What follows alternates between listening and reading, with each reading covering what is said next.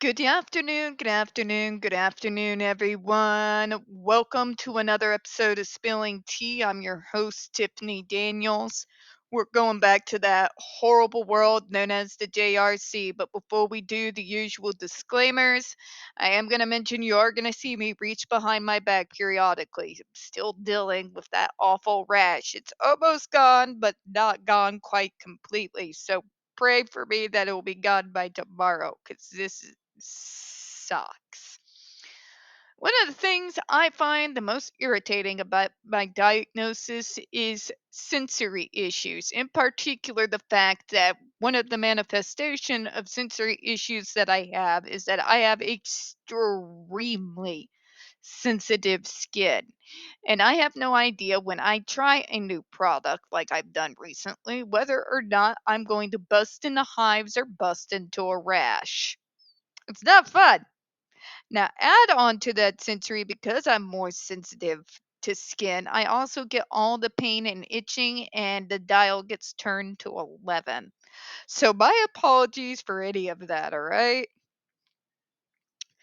Okay, folks, if you are unfamiliar with the Stop the Shocks campaign or the campaign against the troubled teen industry, you're going to find all the pertinent links right there in the description box. Please, in particular, take note of the article written by NeuroClastic, a small non for profit started by autistics for autistics.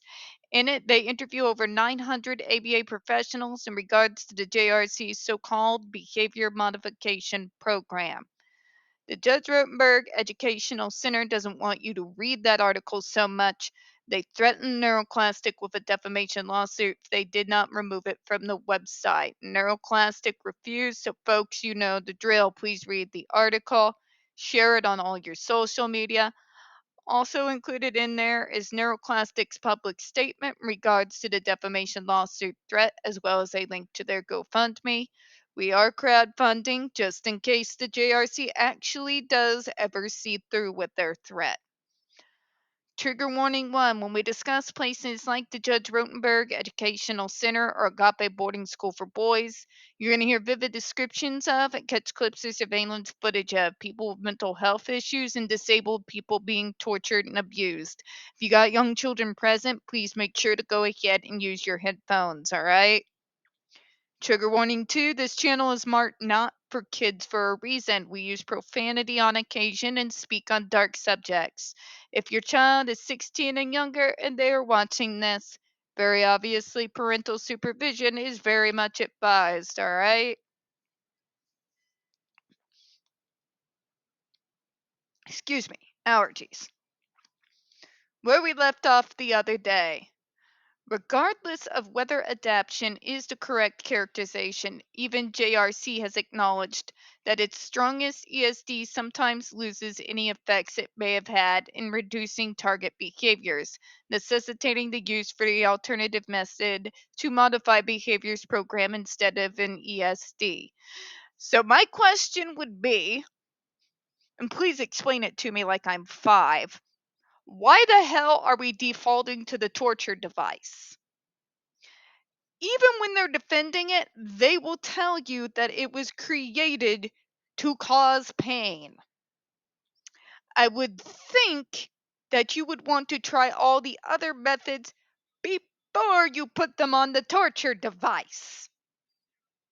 I mean, that's just me, right? And the JRC, well, nothing else works. Well, JRC, if that were true, why is it that when you took these individuals off the GED device and put them in a program that did not involve violence, they started doing better?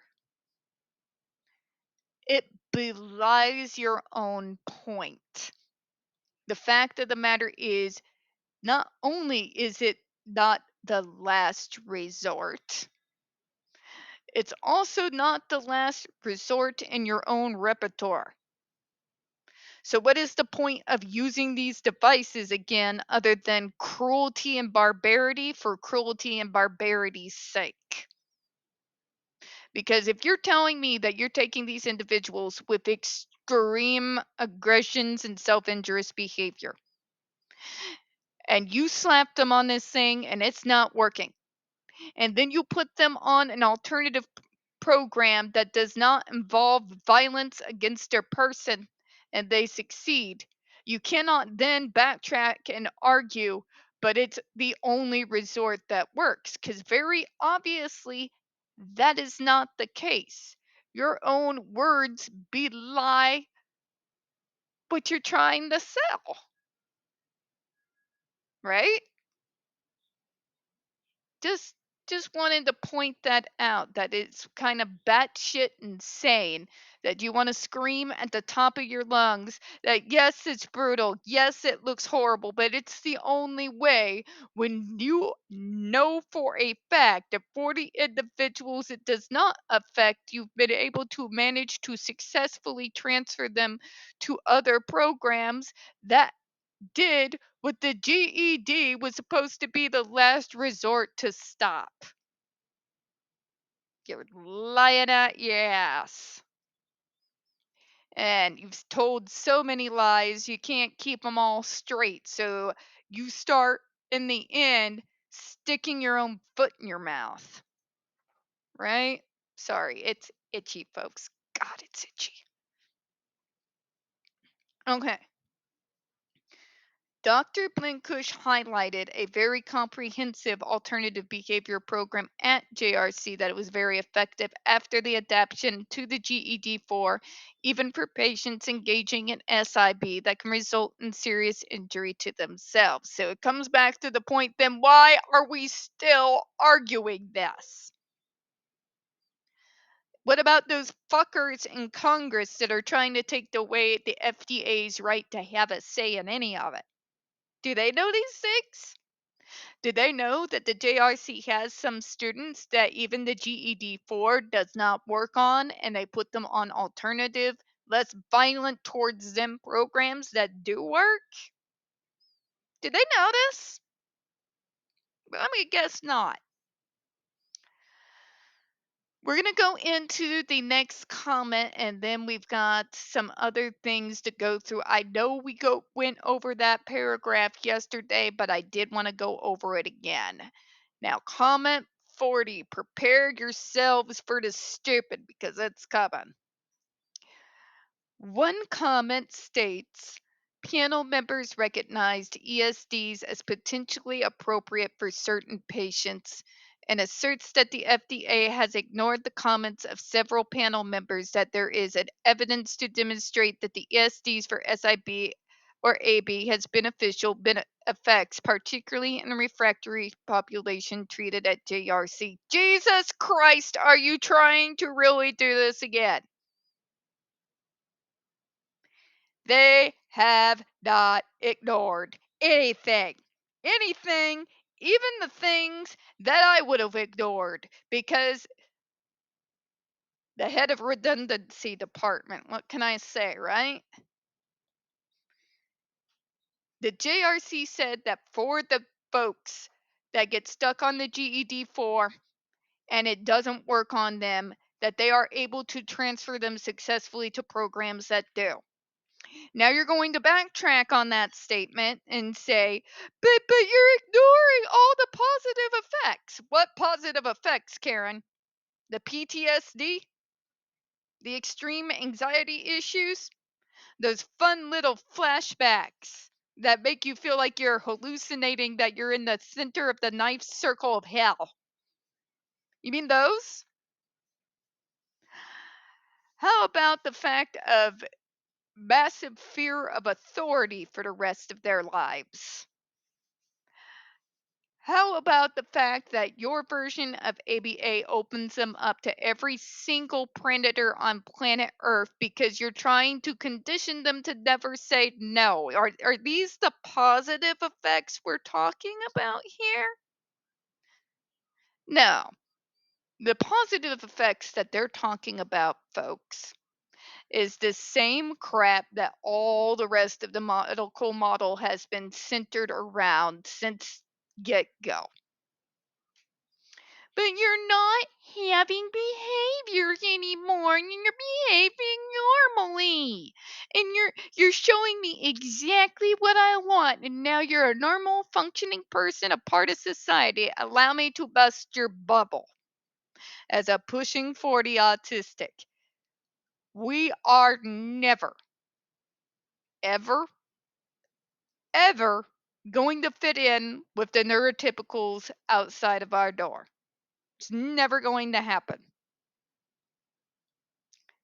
4 decades of life, even as so-called high functioning, as they've thrust the label on me multiple times, I am never going to be normal enough for them. Ever. Ever. I just gave up. I'm going to be my weird self and you don't like it. Well, walk in the other direction. But that's what they mean by it. They don't live in reality, folks. You cannot condition someone into becoming neurotypical. It's never going to work. Because even if you manage to somehow, by a miracle, brainwash us so far,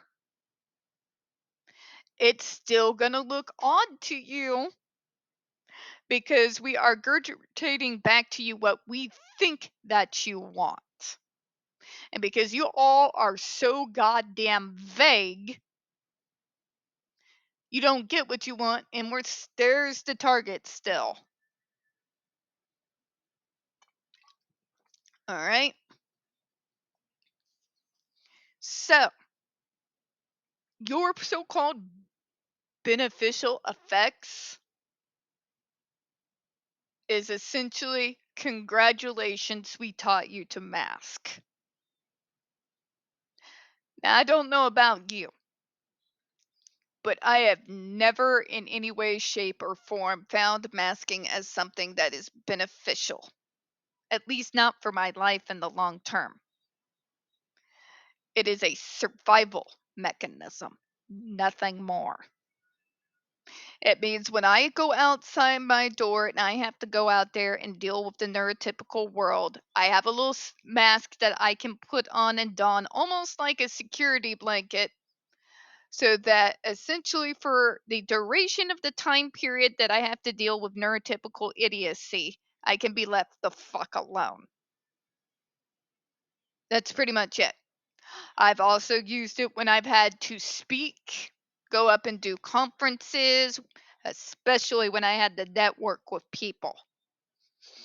Okay? It's not beneficial. It's a survival tool. A survival tool that we shouldn't even have to have in the first place. But we live in a world where everybody wants to shout inclusion and diversity until the disabled person asks for the seat at the table. Right? Story of my damn life. So here's the thing. The only quote unquote so-called benefits of this treatment is it stops the action immediately. So would a punch to the face. So would if I stub my toe, I'm going to stop what the fuck I'm doing. Someone could grab you by the shoulders and shake you, and it's going to stop whatever action you're engaging in at the time, right?